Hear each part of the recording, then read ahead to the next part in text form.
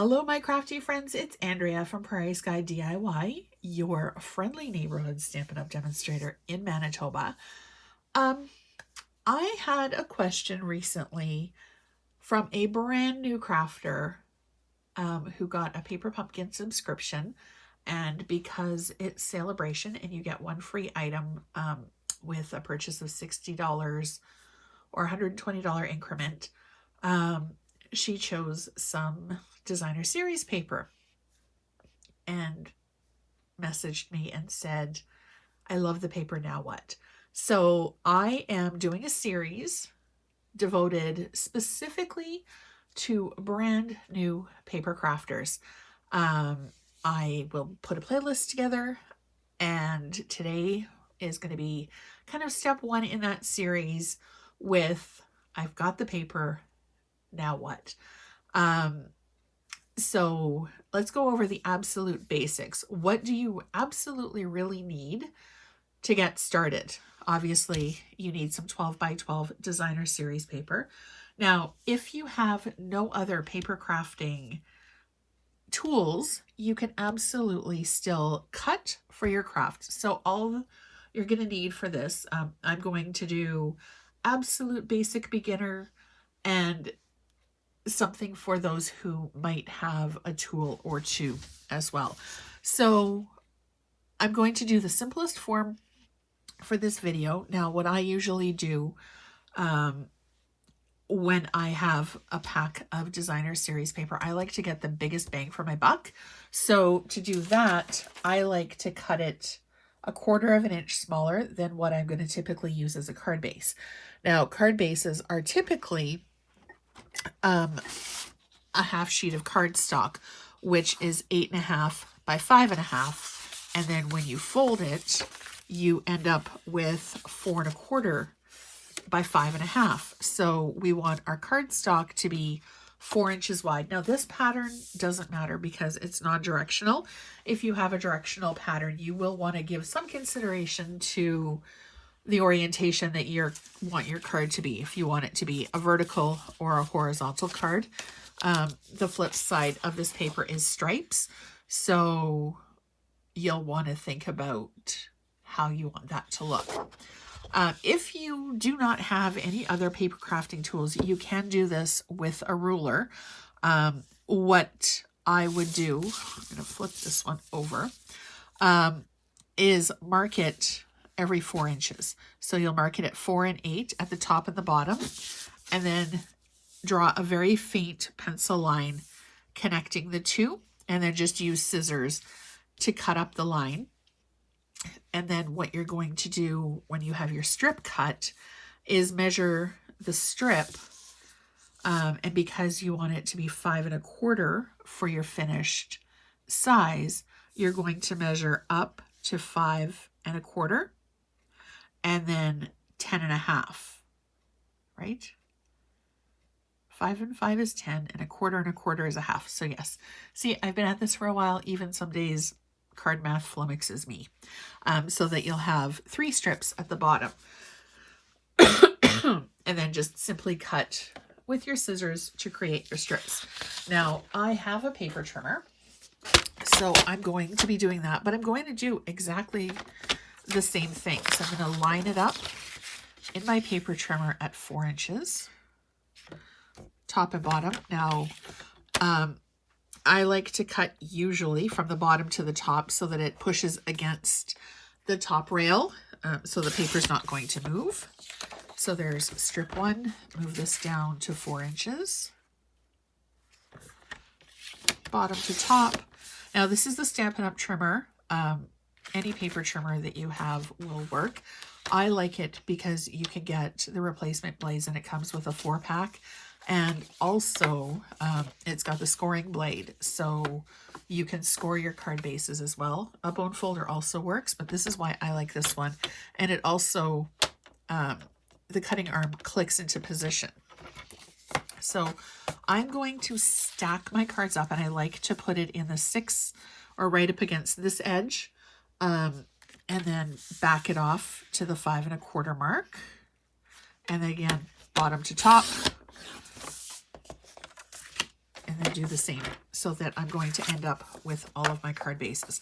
Now with this one, you're going to get 6 pieces that are 4 inches by 5 1/4, and you're going to get 3 pieces that are 4 inches by 1.5 inches. And now we're going to create our cards. Actually, we're not going to do that quite yet.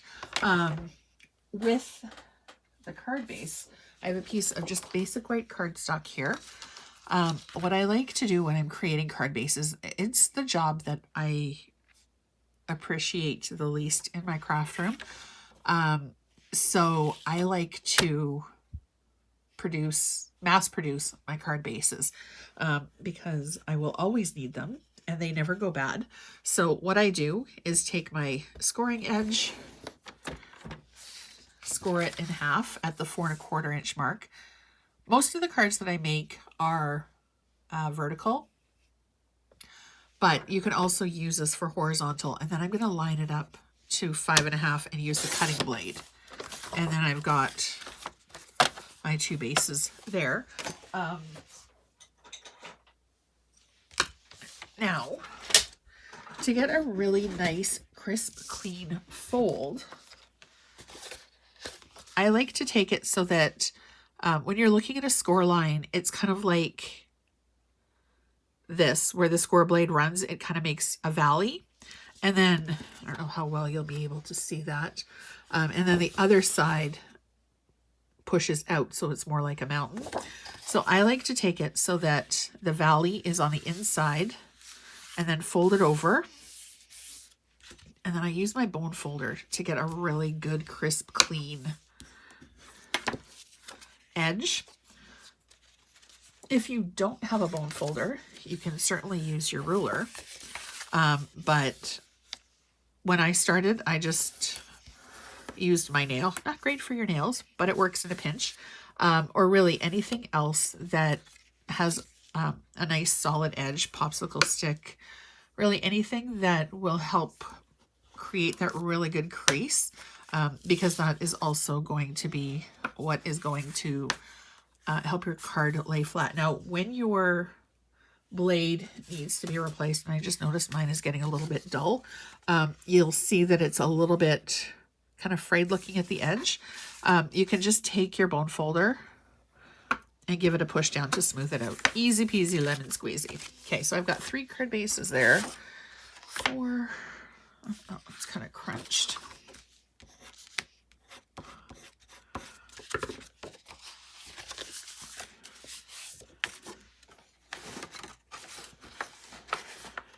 Five, 6. So I'm going to be able to get 7 cards out of this one sheet of paper, which lets you get, if my card math is right, something like 72. Doing it this way from a 12 by 12 pack of paper that has 12 sheets. There's also things called one sheet wonders, which shows you how to get, and I have a few over on my website, and I'll link to a couple of them as well. It gives you different ways to cut papers so that, why is that one taller? Because I made a mistake measuring. It's all good. It'll give you different ways to cut a piece of paper to get different looks for your card using the same piece of paper. 1, 2, 3, 4, 5. Just gotta grab 2 more.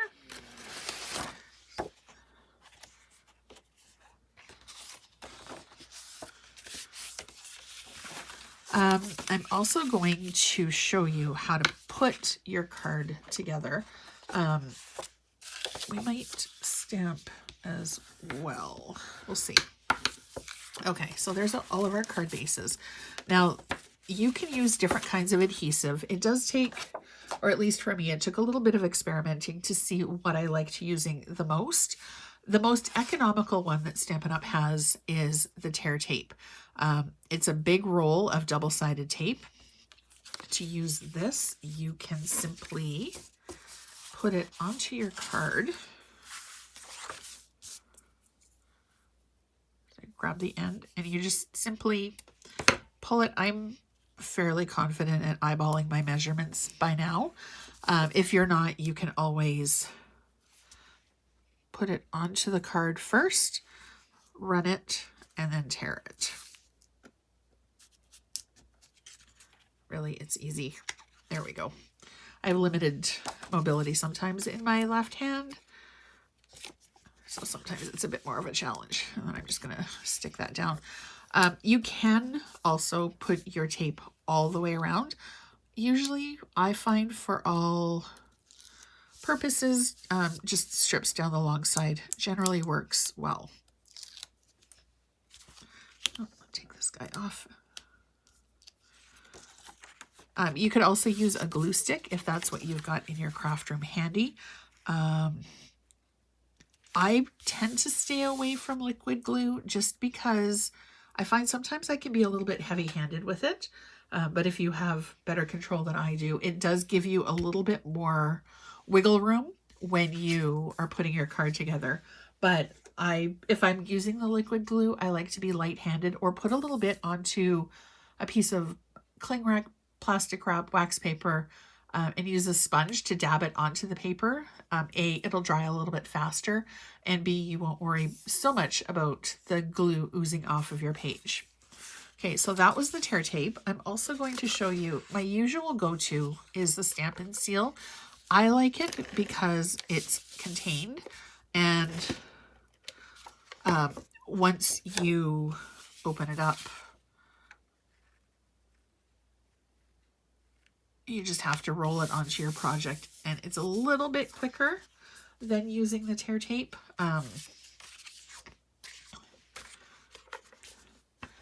But as you're working with things, you will find something that works for you.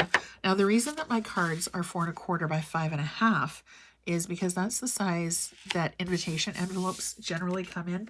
And it's also the size that of the Stampin' Up! Envelopes, either the clear or the basic white. Now, the clear envelopes that Stampin' Up! Sells is a little bit better of a deal than the basic white envelopes. You can send them through Canada Post. I like to adhere the stamp and return address label on the flap just to give it that little bit of extra protection, to make sure that it's not going to really go anywhere. I've never had a clear envelope returned to me. And it doesn't require any extra postage. All right, so we've got 3 like this, 3 like this. Now, these are also, if you ever have extra papers laying around and you're really not sure what to do with them, this is also a brilliant way just to use up some of that stash. I like to cut my papers and then do like a massive creating episode all at once. So with the 3 leftover strips, we're going to create a card. And these are almost my favorite strips to use because you can change up the look. You can do really any variation that you want. You can flip this over. You can have it this way. The possibilities with the strips are endless. I'm going to do it this way.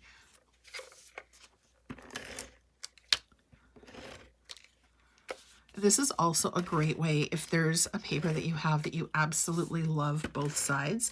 This is the perfect way to use that. Now, I did mention that you'll get 7 cards out of doing it this way. You can also cut your cards or your paper to 4 inches by 4 inches, which would give you 12. Right? Yes, 4 times 3 is 12. You'll get 12 cards out of each paper pack.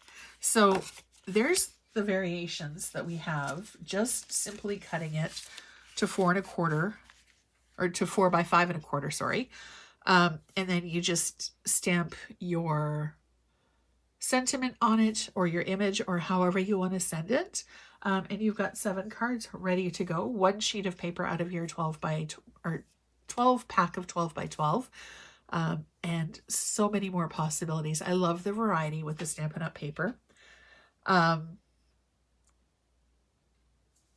If you have any questions about cutting or measuring or the tools that you need, please don't hesitate to reach out. My contact information is down below. As I said, this will be the very first in the series.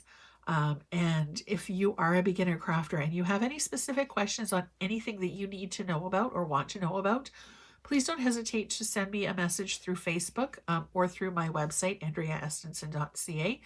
You can send me a contact form there as well, or you can email Andrea at andreaestenson.ca. I truly appreciate you spending a little bit of time with me, and I really do hope that this gets you started off on the right foot on your paper crafting journey. I hope you have a fantastic rest of your day, and I'll see you again soon.